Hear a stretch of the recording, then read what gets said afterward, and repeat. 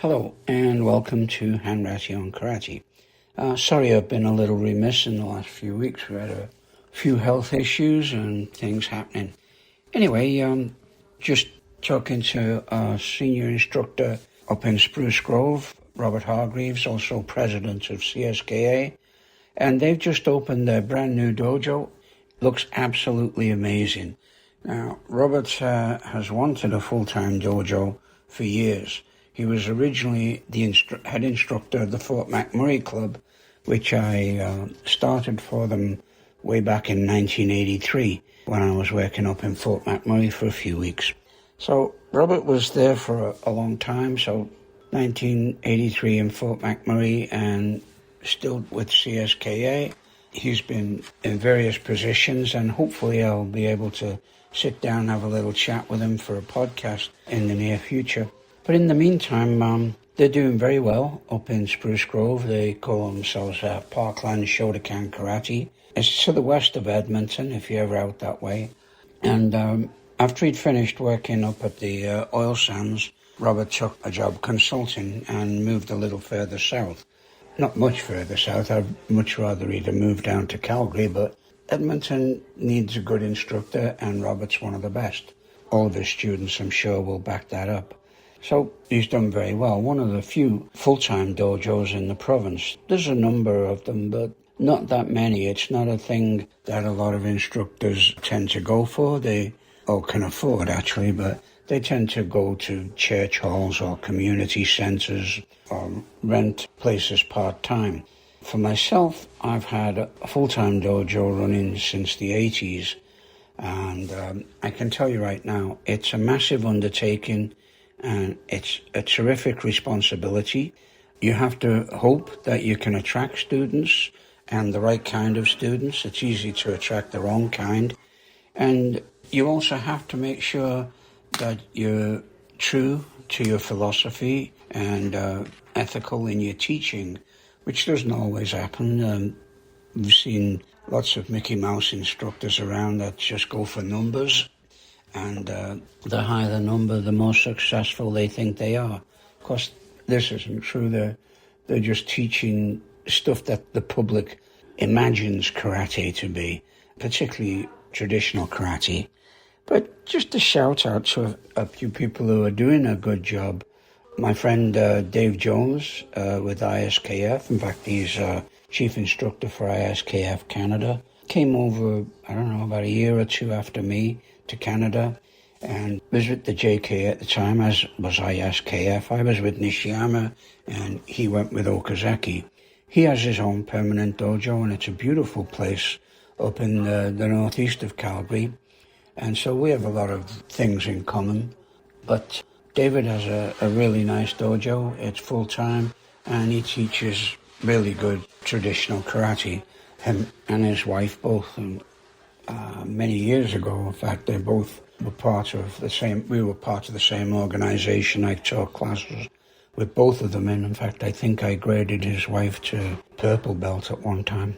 Anyway, he has a good club, and I'm not sure, I think that there's only myself and Dave Jones in Calgary with full-time dojos.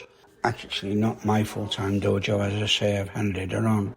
I just hang around as technical head of CSKA. I'm glad that they let me stay on and do my little thing every now and again.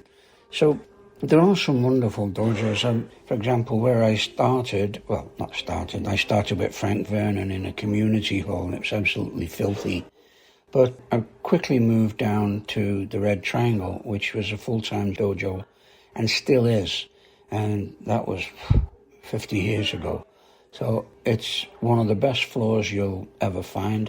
And the emphasis is on the training area, of course. It's in an old, used to be grade 2 listed building, and my old friend Bobby Poynton was doing his best to get the thing preserved and stay away from the developers. Now, I don't know how that's going since Bobby passed, as I used to get regular updates, but I don't know what's happening now, if it's still a listed building or if it's scheduled for demolition or what. But that was a beautiful dojo.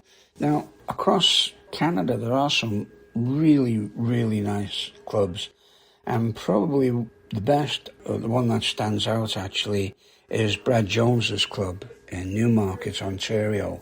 Brad's done very well. He's quite successful. He was coach of the national team back in early 90s, I believe. I had looked at the job and done interviews for it, but we're stuck out here in the West and a small population. And of course, Ontario is probably 3 or 4 times the population, even more, 5 times the population that we have. So naturally, that did want somebody more central. And Brad was a good guy, knows his karate, and a very sociable person, but definitely a beautiful dojo, wonderful floor and all that. I'm not sure how Brad financed the dojo, if it was sponsored or if it's his own money or whatever. But it's definitely one of the nicest dojos around, and certainly the envy of most instructors that I know. Another really nice dojo was out in Kamloops, Tom Ma. Tom's, I believe, Shitaru. I could be wrong. But he was also had a dojo, and I believe that was funded by a businessman. But burnt bamboo floor, all of the fancy stuff that everybody would want in their dojo and could never afford. So that's another one. I'm not sure if there's any full-time dojos out on the coast, BC. I haven't seen any, but most people who have a really nice dojo tend to, throw pictures of them up on social media and let people know. I mean, it's a good tool for attracting students. If you've got a full-time dojo and you can attract people every day, you can spread your hours out so that people can fit in their times with the dojo when it's open. So this is another thing. It's another good thing to do. The other thing you've got to think about when you're running a dojo, apart from paying the rent every month or whatever you do, or even insurance and looking after your students and keeping just maintenance up. I mean, just maintenance of the floor or mats. Like we carry 2 sets of mats in our dojo. Sometimes we'll put them down if we're doing floor work or throws or something like that, or we use them for competitions. So transporting them, which is all of a cost. So your finances you have to look at, and hopefully you can keep a good enough student base to maintain the finances and pay the expenses that you have. So it's a constant balancing act between teaching good traditional karate and attracting enough students to be able to afford to do that. So it's a major responsibility. And besides that, you have to make sure that your insurance is up to date and that you have a good ethics policy, particularly important these days. And I used to do private lessons one-on-one, but after looking at some of the ethics complaints that come up, we now have a policy of 2-on-2. So there's always 2 people and 2 instructors if they're doing private lessons. The other thing we have also is we have cameras throughout the dojo, particularly on the floor. So if there is any kind of incident or accident, we can see exactly what happened and how it happened. And hopefully, if we have to deal with it, then we have some video evidence to support what happened. Not in the changing rooms, of course, but certainly in the common areas. We have a little lounge in front, a reception area. That's all under camera. And you have a little coffee area that's under camera. And of course, the dojo is under camera. And that's all recorded. And we can see at any time we want to what's happening in the dojo. So I say you have to look at all of this stuff. So it's almost a full-time job. Looking back on it, I don't know how I managed to put that all together when I was holding a full-time job in hydraulics engineering as well. But somehow you do.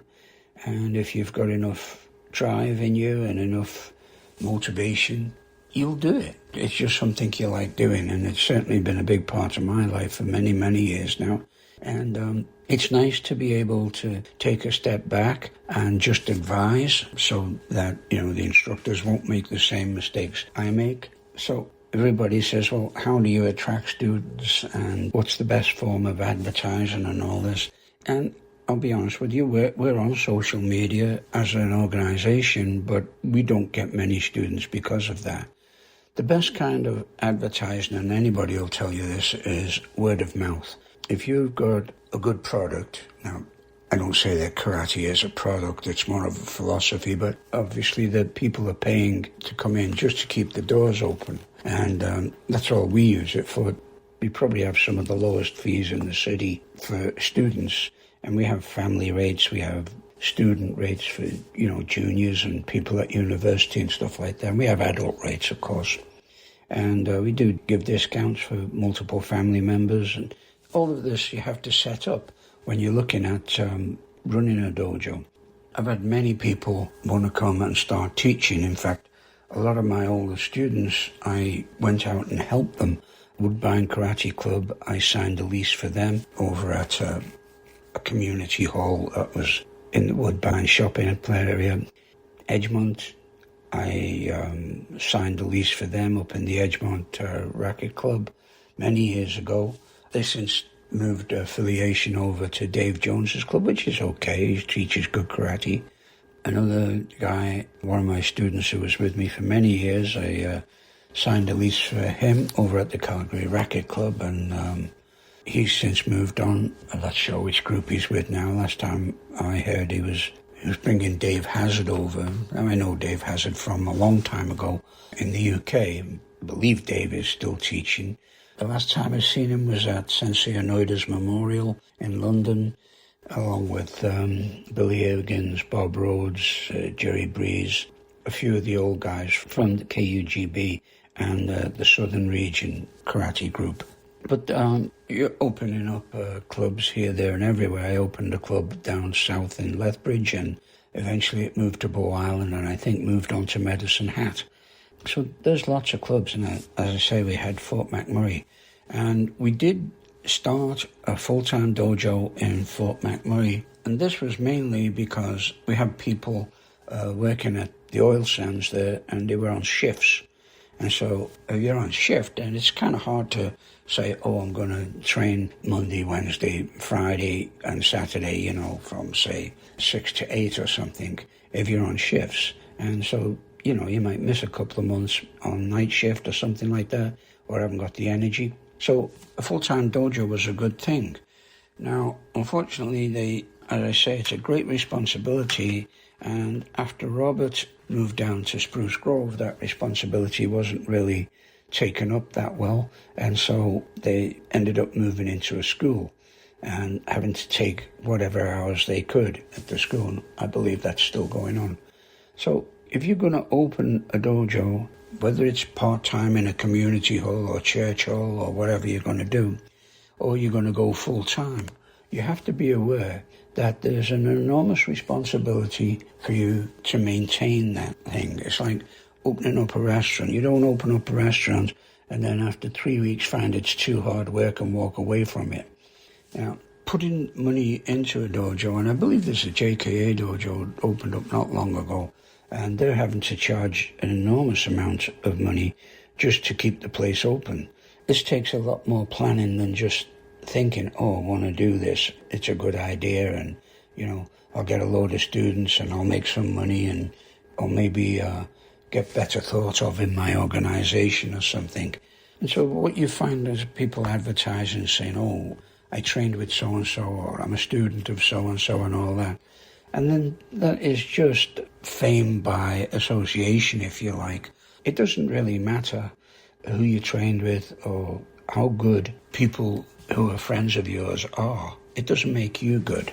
Now, recently I just completed an autobiography, and it's not for sale. I'm not putting it up for sale. It's just a very, very closed publication. I only printed so many, all at my own expense, and why I did it, basically, was to leave a story for my granddaughter, who I just adore.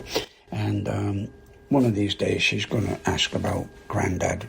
Hopefully I'll be there to tell her when she starts getting curious. But I just thought I'd read you the epilogue because it contains a little bit of the fame by association thing.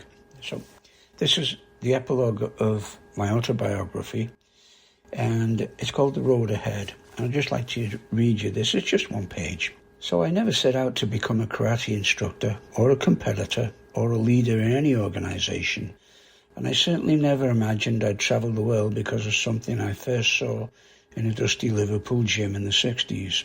I didn't have a plan. I didn't have a goal. I just wanted to get better.